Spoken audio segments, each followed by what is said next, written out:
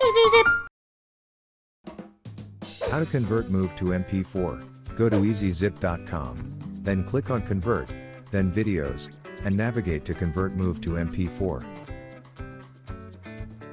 Click Select MOV file to convert to open the file chooser, or drag and drop the MOV file directly onto ezyZip.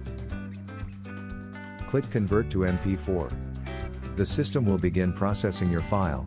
It may take a few moments depending on the file size. Once the conversion is complete, click on Preview MP4 file to check the result before saving. If everything looks good, click Save MP4 file to download the converted file to your selected folder. It's that easy. I hope that helps. Please click the logo and subscribe. It would mean a lot to us.